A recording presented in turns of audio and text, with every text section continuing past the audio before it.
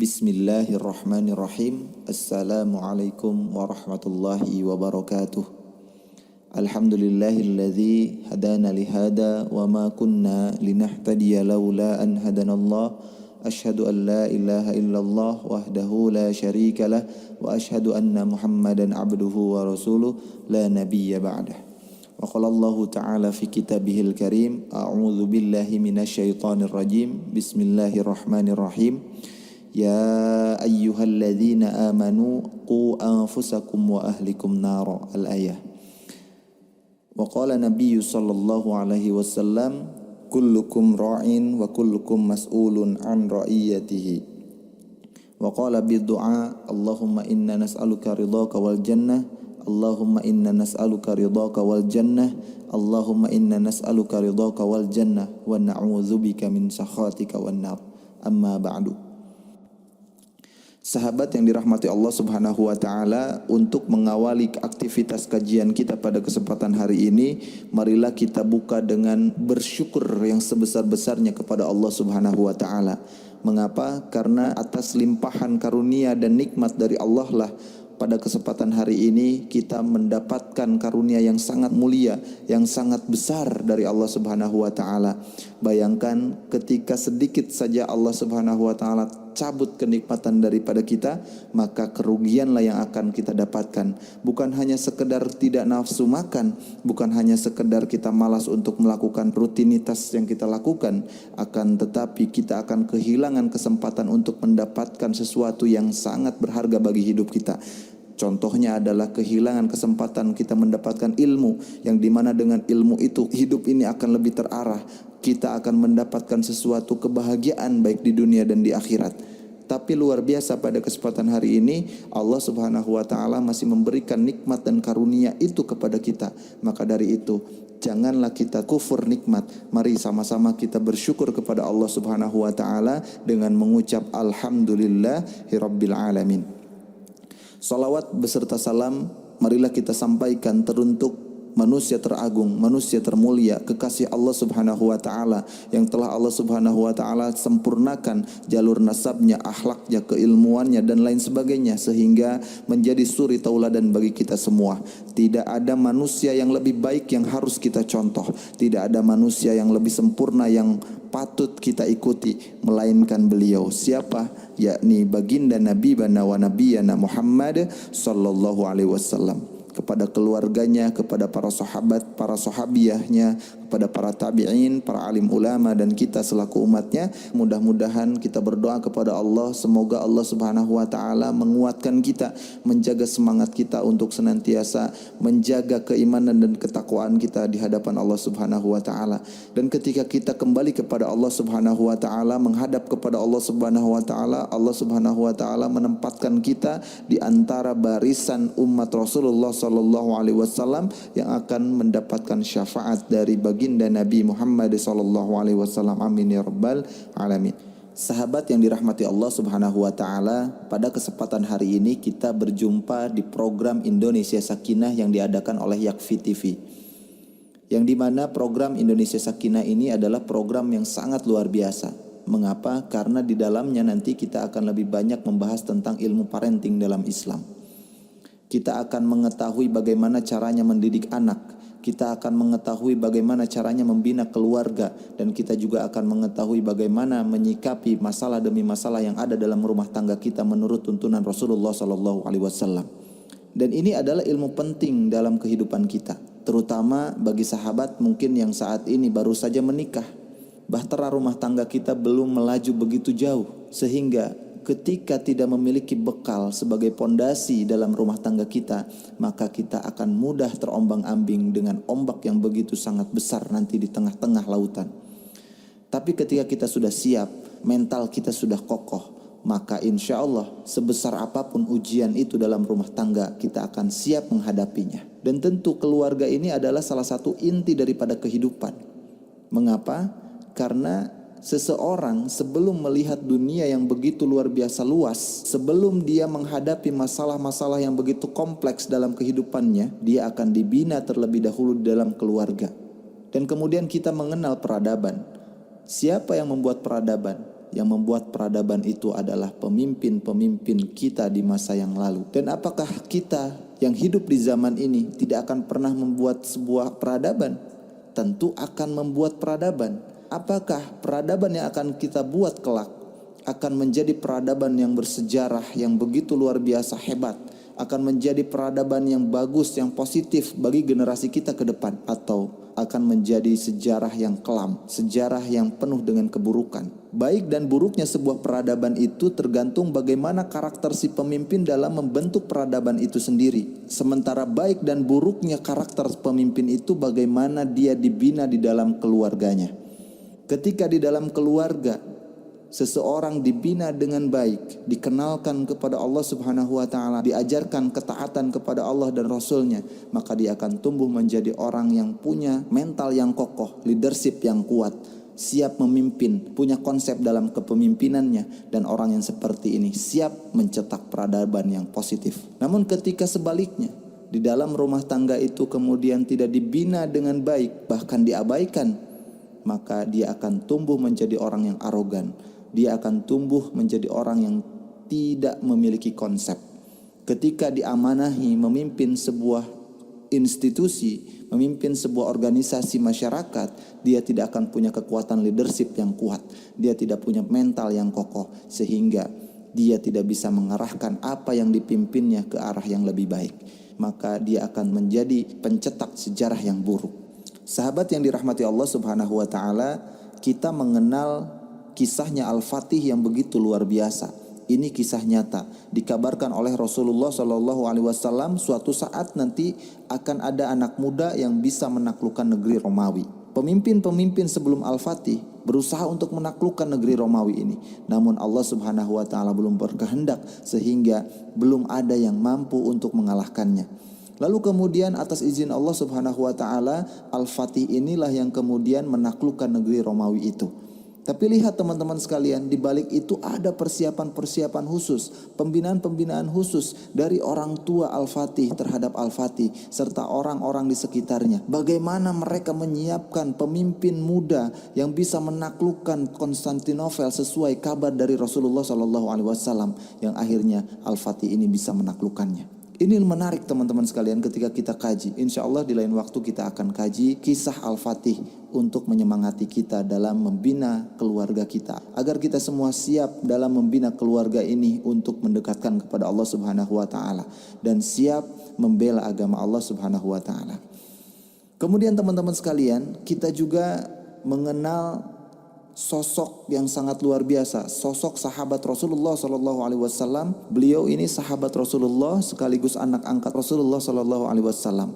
Beliau ini terkenal jago dalam strategi perang.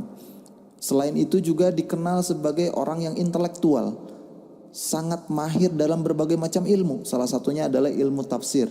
Bahkan di dalam perang Badar, yang dimana perang Badar itu adalah salah satu peperangan yang pertama kaum muslimin memenangkan peperangan. Salah satu panglimanya adalah beliau. Siapa? Beliau adalah Sayyidina Ali radhiyallahu anhu. Sahabat sekalian, mengapa beliau menjadi orang yang sangat begitu hebat?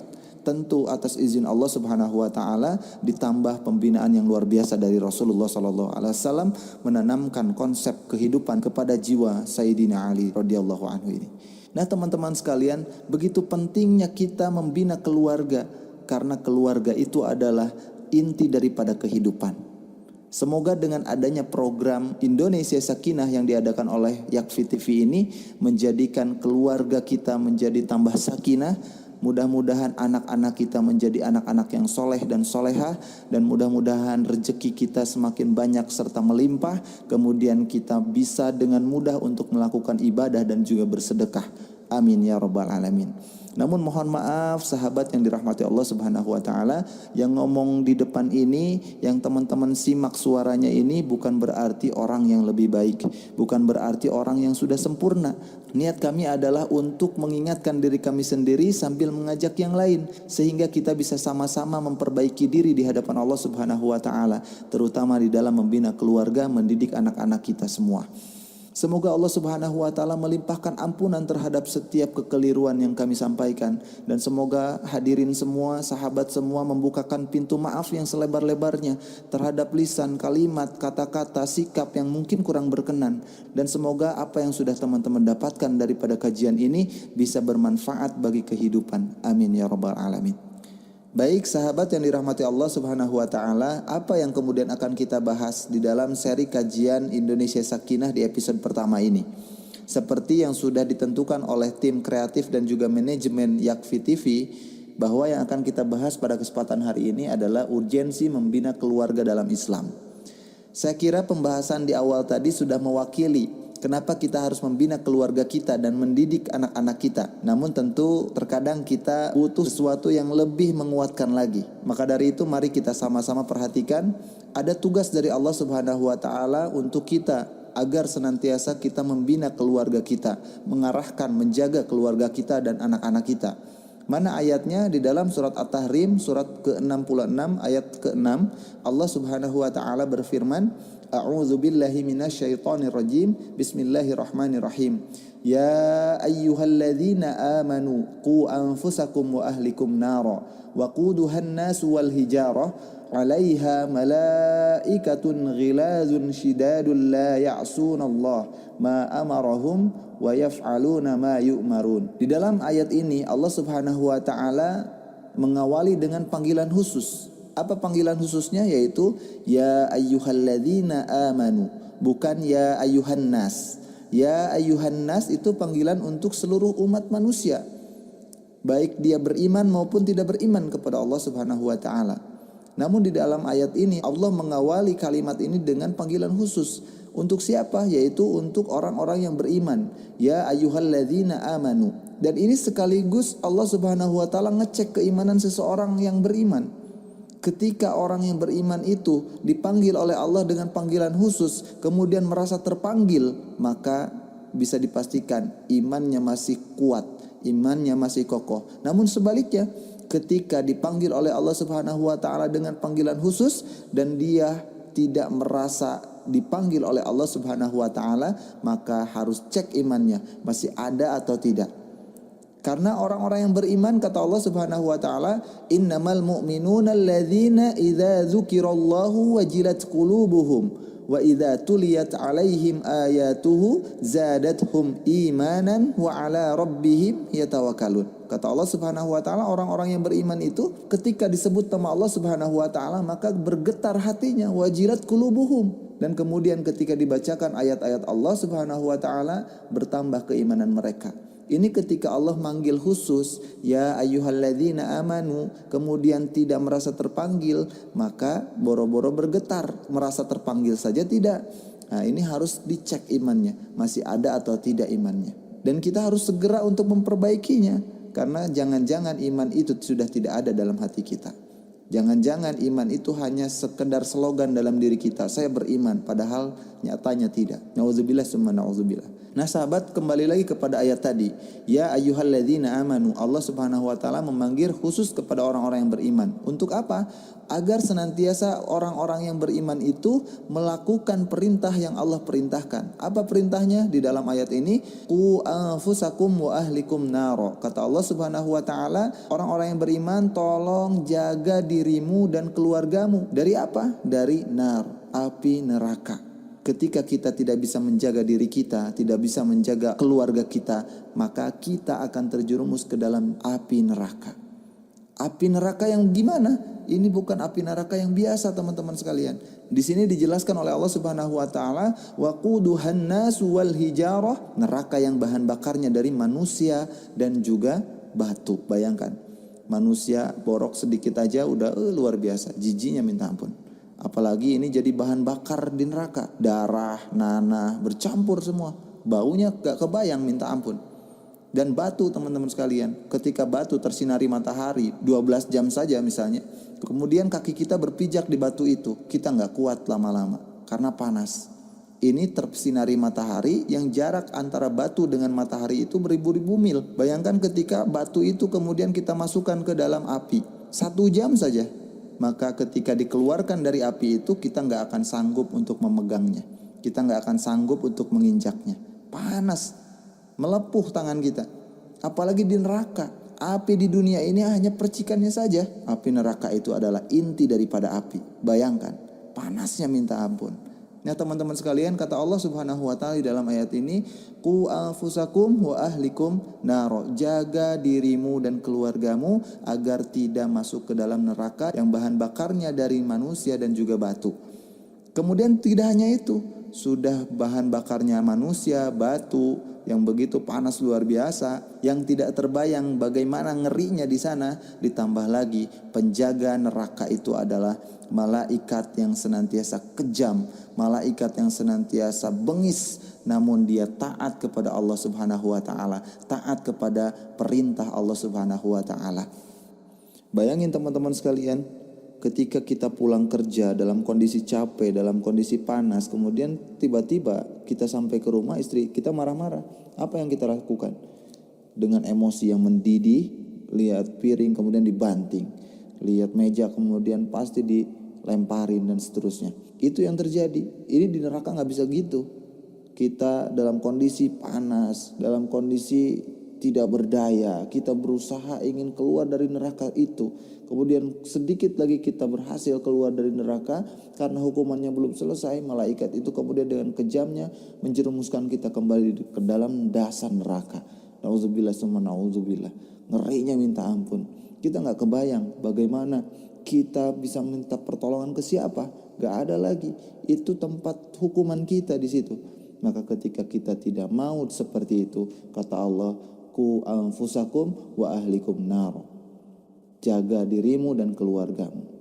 Baik, kemudian timbul pertanyaan, Kak Agung, saya ngeri, saya takut ketika mendengar penjelasan tadi. Bagaimana saya bisa menjaga diri saya dan juga keluarga saya supaya saya bisa selamat daripada api neraka yang tadi disebutkan itu?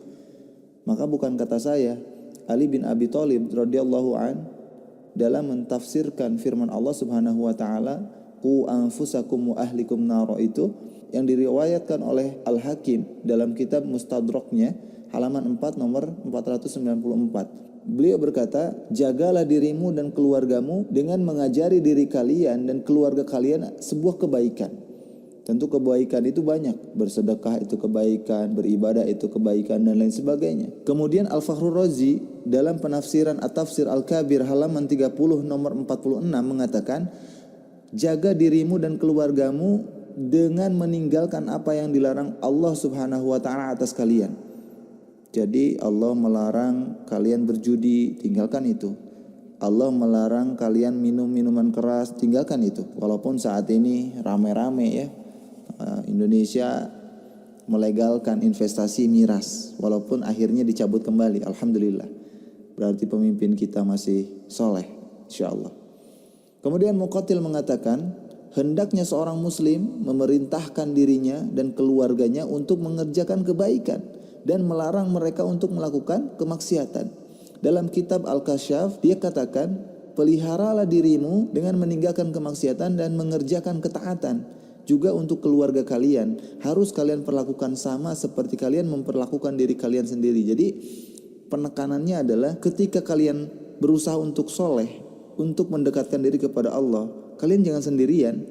Kalian ajak keluarga kalian, arahkan istri kita, anak-anak kita, ajak dalam kebaikan bersama-sama dengan kita. Jangan sampai kita soleh sendirian. Karena yang menjerumuskan ke dalam api neraka bukan perilaku kejahatan yang kita lakukan sendiri saja, melainkan ketika kita tidak mengajak keluarga kita, menjaga keluarga kita dengan melakukan kebaikan, dengan melakukan sesuatu yang diperintahkan Allah, maka itu juga akan menjerumuskan kita ke dalam api neraka. Nauzubillah summa nauzubillah. Jadi pada intinya sahabat sekalian, kita harus menjaga diri kita, menjaga keluarga kita, menjaga anak-anak kita dengan mengarahkan, membina agar mereka senantiasa taat kepada Allah Subhanahu wa taala dan menjauhi kemaksiatan yang dilarang Allah Subhanahu wa taala, serta menjaga diri daripada kezaliman.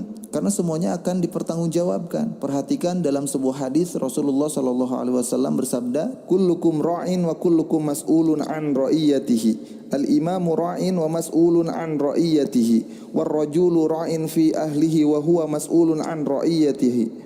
Wal mar'atu ra'iyatun fi baiti zawjiha wa mas'ulatun an ra'iyatiha. Wal khadimu ra'in fi mali sayyidihi wa mas'ulun an ra'iyatihi wa kullukum ra'in wa mas'ulun an ra'iyatihi. Artinya adalah kita semua adalah seorang pemimpin dan setiap pemimpin akan dimintai pertanggungjawaban oleh Allah Subhanahu wa taala. Kita sebagai imam, kita sebagai pemimpin, kita sebagai direktur di perusahaan, sebagai bos, sebagai pemilik perusahaan misalnya, kita semua akan dipertanggungjawabkan. Apalagi seorang pemimpin di masyarakat, seorang pejabat, seorang anggota DPR, presiden, dan lain sebagainya. Ini semua akan dipertanggungjawabkan. Seorang laki-laki adalah seorang pemimpin di dalam rumah tangganya. Dia memimpin istrinya, dia memimpin keluarganya, dia memimpin anaknya. Maka semua itu akan dipertanggungjawabkan. Kemudian seorang wanita, seorang perempuan juga adalah pemimpin. Pemimpin di dalam rumah suaminya. Dia bertanggung jawab terhadap anak-anak suaminya, bertanggung jawab terhadap suaminya, dan semua itu akan dipertanggungjawabkan. Bahkan seorang asisten rumah tangga, seorang pembantu mungkin saat ini gitu ya, itu adalah pemimpin. Dia memimpin, bertanggung jawab terhadap harta majikannya. Ketika yang dititipin oleh majikannya adalah anak, maka anak itu adalah hartanya. Dan yang harus dijaga oleh seorang asisten rumah tangga ini adalah anak itu. Ketika lalai, maka dia akan bertanggungjawabkan terhadap apa yang dipimpinnya. Sahabat sekalian yang dirahmati Allah Subhanahu wa taala, saya kira sudah jelas kenapa kita harus membina keluarga kita. Kita harus membina diri kita karena begitu sangat luar biasa yang dijelaskan oleh Allah Subhanahu wa taala di dalam ayat tadi, dan kemudian semua itu akan dipertanggungjawabkan oleh kita sendiri di hadapan Allah Subhanahu wa taala. Sahabat yang dirahmati Allah Subhanahu wa taala, seri kajian Indonesia Sakinah di episode yang pertama ini saya kira dicukupkan sampai di sini. Mudah-mudahan apa yang sudah kita pelajari tadi bisa bermanfaat, mendorong semangat kepada kita semuanya agar senantiasa kita betul-betul menjaga diri kita, menjaga keluarga kita, menjaga mendidik anak-anak kita dengan baik sehingga kita semua bisa selamat dan bahagia di dunia maupun di akhirat. Amin ya rabbal alamin. Sekian, mohon maaf atas segala kesalahan. Wabillahi taufiq wal hidayah. Wassalamualaikum warahmatullahi wabarakatuh.